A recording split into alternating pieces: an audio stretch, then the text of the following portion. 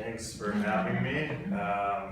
So, as you said, I'm the president of the Brewing Project here in Eau Claire, and we have an interesting ownership structure that is that's related to legislative issues that we have.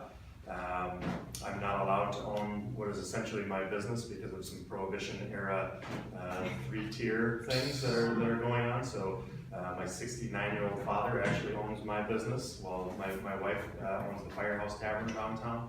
And as a result of that, I can't own the brewery, despite I have no involvement in that business at all, which makes me very happy. It's not my thing, it's not what I want to do with my life. So my father owns it. He has since the beginning. When we found out that we were having issues, we went to our attorneys, and our attorney said that they drew up one of the most interesting management documents that they've ever made, where the owner has no ability to make any decisions in the business, no ability to withdraw any funds or do anything. And all of that responsibility is put on an unpaid, non-employee management officer who's not a legal manager. So that's me. I get to hold a corporate title because of some weird law that's an equal opportunity thing. I don't even understand it exactly. I started the Brewing Project in 2013. We filled out all of our application, and as a result of manufacturing poison, we have to be regulated to the nth degree. So we have to be regulated by the federal government, we have to be regulated by the state, we have to be regulated at some level by our local agricultural entities, so that's ACCAT for us. Luckily, they don't know anything about the brewing industry. They are more familiar with farming, so when they come in, they're just confused and think it's cool that there's all this fancy, clean stainless steel. So that makes it nice for us. So we had a lot of difficulties starting in 2013 when the government shutdown happened. We've actually lost our original location, which was where Charlie's Market was. Now where the post office is. So we lost that location due to signing a lease. We were unable to take occupancy of that property, and immediately thereafter we got our federal permit the week after our lease expired. So we went back to the landlord and said, hey, we're ready to take it now, we can do it for real. And well, sorry, the post office is interested. So we felt the feds, well, the Senate shuts down the government, so we were kind of screwed over by one arm, and then the post office, running in the red, comes in and snatches away our location from us, which was just great. It was awesome. Because of those issues, we then had to turn around and find a new location, and as a result of that, we had already taken on a full-time brewer. We had taken him on a little bit earlier than we had thought. His employer at the time found out that he was going to be leaving, and they said, just don't come back. So we felt that we had to take him on, so we did. So we had a full-time employee. We were already racking up a lot of expenses, a lot of overhead. We had ordered our equipment. We had gone through the process of contacting the state government to make sure that we were going to be okay doing what we were wanting to do. We actually ran out of capital twice, which was really very stressful. Thanks to a Kickstarter, we were able to raise about $16,000, which helped us out a lot. And then when we ran out of that, because this is another long story, but we were shut down by the state. They said that you, William Glass, cannot be the owner of your business, and that's when we had to go back through the feds to have my father, who was also William Glass, become the owner. So William R. owns it, William E. does not. But we ran out of money again as a result of having to go back through 3 months of additional bureaucracy. So luckily, my 92-year-old grandmother loaned us about $10,000, and that helped keep the lights on. So thanks, Grandma. What's that? Is her name Lynn? No. Grandma's Winifred, she's Winnie, so, but Grandma's great. So in 2015, we finally worked our way around all of these legal hurdles, got the business up and running. The first year we had kind of a condensed year. We only did about 300 barrels. The next year we did about 1,200 barrels, which made us the second fastest growing brewery in the state. And then between then and now, we're up to about 1,700 barrels. And that is our capacity. If we had the ability to make more, we absolutely would. We're, as it was mentioned, we're moving from a 3,000 square foot building into about a 3,200 or 32,000 square foot building. That's pretty across the street from us. If some of you are familiar with the challenges that we had coming to an agreement with the redevelopment authority. I can't say the city of Eau Claire, but a quasi-public entity that manages redevelopment projects around Eau Claire. So we got that done, and we're closing on that property tomorrow. So that's fun. It's been about 2 years in the making. I figured we would have been in that building this spring. We had the financing lined up, we were ready to go. We actually had 2 different agreements fall through. I could give my story of it, but I won't. So we actually self-distribute our product, or we did for the first year and a half in northwestern Wisconsin, mainly focusing on Eau Claire, Chippewa Falls, Menominee, and Hudson, just because logistically that was easier for us. It got to the point where really quickly where I was really tired of also being a logistics company. That's not what brewers get into the business of brewing beer to do, is run trucks and schedule out who's going where at what time and what gates open and what doors are open on what buildings so that you can get product into the stores. So I was actually scheduled on a Friday to go and sign a distribution agreement that would have given our distribution rights away. Luckily, I got a phone call from my friend Anello, who's one of the proprietors of Central Waters over in Amherst, Wisconsin. And the first thing he said, I said, hello. He says, don't do it. So there was an expletive in between those 2 words. And he went on to explain to me how in the state of Wisconsin there are fair dealership and fair wholesale laws that allow you to build brand equity and allow you to sell off that portion of your business.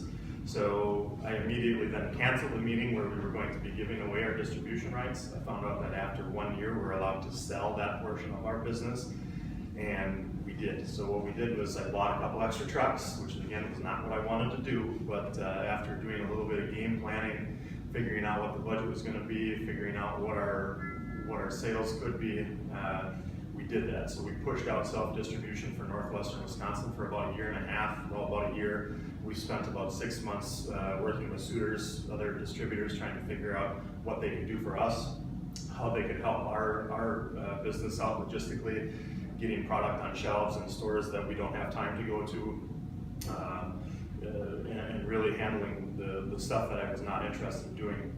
And it worked out. We sold our distribution rights back in April for a sum of money that has paid for the entire land acquisition of our new property and also paid off all of our short-term debt, which was really nice. So we now have a distributor that we work with in northwestern Wisconsin, but we're self-distributing now that we don't have to handle those logistics. We said, what the heck, let's take on some more logistical nightmare and let's start selling Madison, the Fox River area, La Crosse, and Wausau. So now we're self-distributing over there, and the intent is that we can go over there and we can grow our brand, we can grow equity in the business, and then turn around and we can start talking to wholesalers again and have them purchase that right from us. I learned almost the hard way. Luckily, Anello called me and told me not to do it. But most brewers in the state of Wisconsin don't know that that's a thing. I certainly didn't. It's not in the statutes that govern what we can do as alcohol producers in Wisconsin. It's tucked into a statute somewhere else that protects wholesalers from having their products pulled out from under them. So we had the ability to do what they do, and most brewers didn't know that. So when we found that out, it kind of changed the entire direction of our business and what we plan to do. So now our intent is that we're going to spend at least a year, maybe 2 years, building up our self-distribution in those territories so that we can then turn around.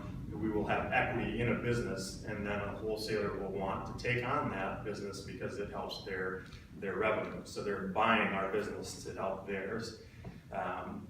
And that has really been a game changer for us. I expect, based on what we have projected out over the next year and a half, that we can be debt-free on our entire new building, our entire new project in about 3 years.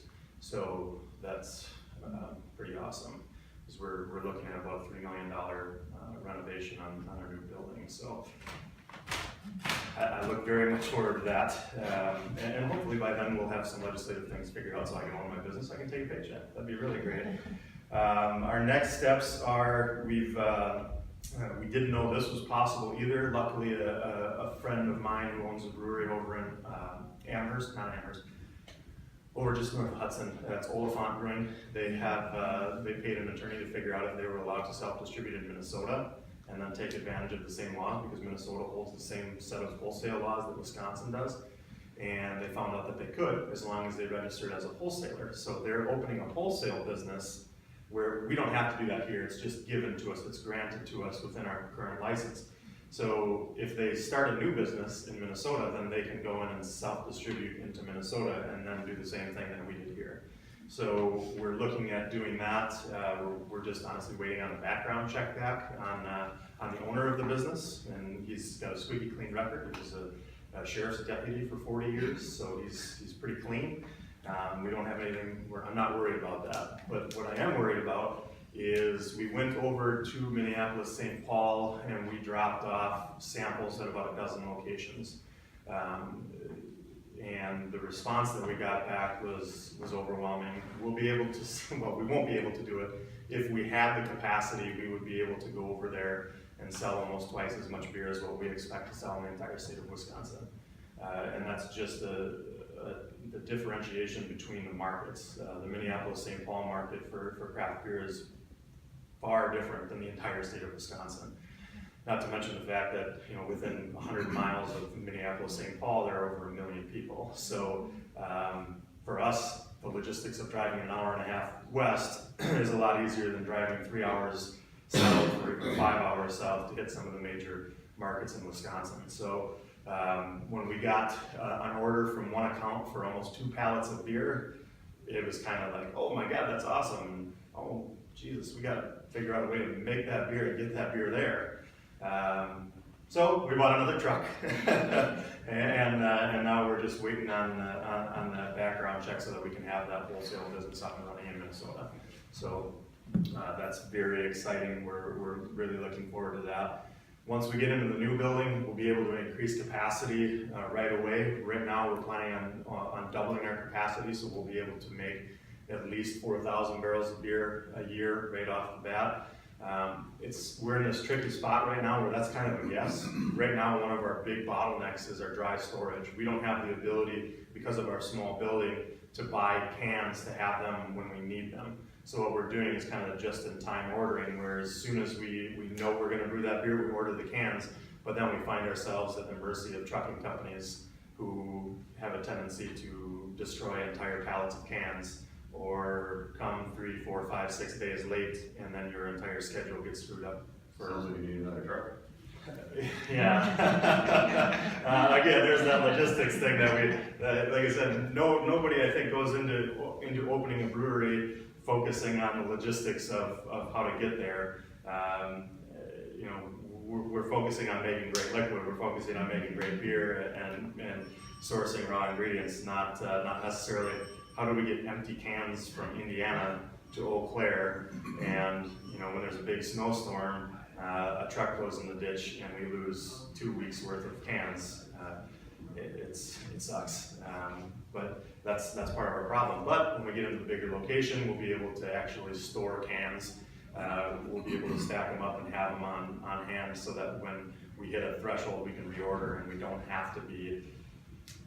We won't be at the mercy of, his name is Wyland, and he's the guy who runs the shipping routes between Indiana and Eau Claire. He called me this morning, and I'm just afraid of what he's going to say, because we expect cans on Thursday. So that's that part. We're also looking forward very much to expanding our product line. I think that as a business, we're just starting to come into our own.